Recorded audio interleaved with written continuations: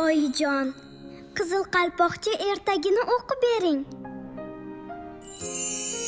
Bir bor ekan, bir yo'q ekan. Bir qishloqda jajjigina bir qizcha bor ekan. Yaqinlari uni jonidan ortiq yaxshi ko'rishar ekan. Qizchaning tug'ilgan kunida buvisi unga qizil qalpoqcha sovg'a qilibdi. O'shandan beri qizcha qayoqqa borsa, shu chiroyli yangi qizil qalpoqchasini kiyib borar ekan. Shuning uchun qo'ni-qo'shnilar uni ko'rganda, "Ana, qizil qalpoqcha kelyapti" der ekanlar. Bir kuni oyisi somsa pishirib, qizchaga aytibdi: "Qizil qalpoqcha, mana bu somsa bilan ko'vachadagi yog'ni buvingga olib borib bergin. Eson-omonligini bilib kelgin. Faqat yo'lda notanishlar bilan umuman gaplashmagin. Tez borib, tez qaytgin." Qizil qalpoqcha kiyinib, buvisini ko'rgani narigi qishloqqa ketibdi. U o'rmondan o'tayotsa, oldindan bir bo'ri chiqib qolibdi. Bo'ri qizil qalpoqchani yutib yuborgisi kelibdi-yu, lekin botila olmabdi. Chunki shu yaqin orada o'tinchilar daraxt kesib yurar, boltalarning taraq-turuq ovozi eshitilib turar ekan. Bo'ri qizdan: "Qizil qalpoqcha, qayoqqa ketyapsan?" deb so'rabdi. Qizil qalpoqcha bo'lsa, onasi aytgan gaplarni esdan chiqaribdi-yu, bo'ri bilan gaplashishni boshlabdi. "Assalomu alaykum bo'ri amaki. Buvimni ko'rgani ketyapman. Buvimga mana bu somsalar bilan ko'vachada yog' olib boryapman" debdi. "Buvingning uyi uzoqdami?" deb so'rabdi bo'ri. "Ha, ancha uzoqda" deb javob beribdi qizil qalpoqcha.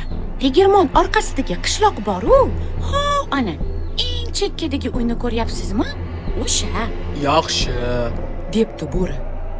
"Men ham buvingni ko'rib kelaman. Men mana bu yo'ldan boraman. Sen bo'lsang, ana bu yo'ldan bor. Ko'ramiz, kim oldin borar ekan." Bo'ri ataylab qizil qalpoqchani eng uzoq yo'ldan jo'natibdi. O'zi esa eng yaqin yo'ldan g'izillab chopib ketibdi. Qizil qalpoqcha bo'lsa, eng uzoq yo'ldan ketarkan, yo'lma-yo'l to'xtab gullar teribdi, guldasta yasabdi. Bo'ri esa allaqachon kampirning uyiga yetib kelib, eshikni taqillatibdi. "Kim?" deb so'rabdi kampir. "Men nevarangiz qizil qalpoqchaman" deb javob beribdi bo'ri ovozini ingichka qilib. "Siznikiga mehmon bo'lib keldim. Somsa bilan ko'vachada yog' olib keldim." Kampir bu vaqt to'shakda kasal bo'lib yotgan ekan. Uchindan ham qizil qalpoqcha kelgandir deb o'ylab, shunday debdi. "Jonginam, ipni tort, eshik ochiladi." Bo'ri ipni tortibdi. Eshik ochilibdi. Bo'ri buvijonni javon ichiga berkitib baqirib qolmasligi uchun qo'l og'zini bog'lab qo'yibdi.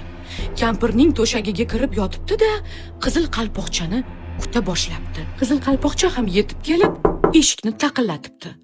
"Kim?" deb so'rabdi bo'ri. Qizil qalpoqcha bo'rining xunuk ovozini eshitib, avval qo'rqibdi, keyin buvim tumov-pumov bo'lgandir deb o'ylab javob beribdi. "Men nevarangiz qizil qalpoqchaman. Sizga somsa bilan ko'vachada yog' olib keldim." Bo'ri yo'talib olib, ingichka ovoz bilan gapiribdi. "Ipni tort, jonginam, eshik ochiladi" debdi. Qizil qalpoqcha ipni tortgan ekan, eshik ochilibdi. Qizcha uyga kirdi.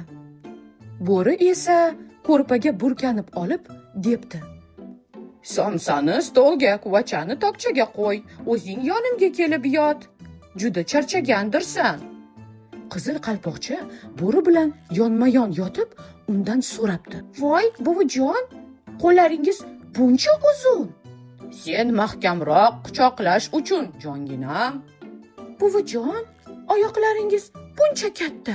"Tezroq chopish uchun, jonginam." "Buvijon, quloqlaringiz buncha katta." "Yaxshiroq eshitish uchun, jonginam." "Buvijon, ko'zlaringiz buncha katta." "Seni yaxshiroq ko'rish uchun, jonginam." "Buvijon, tishlaringiz buncha katta." "Seni tezroq yeb qo'yish uchun, jonginam."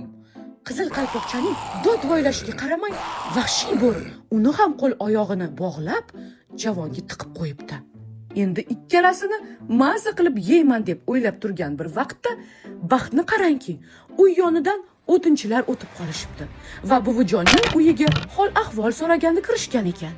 Qarasalar, vahshiy bo'ri buvijon hamda qizil qalpoqchani olib chiqib ketayotgan ekan.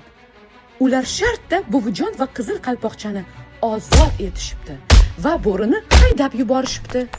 Bo'ri esa qo'rqqanidan insonlar yashaydigan yerlardan uzoqroq yuradigan bo'libdi.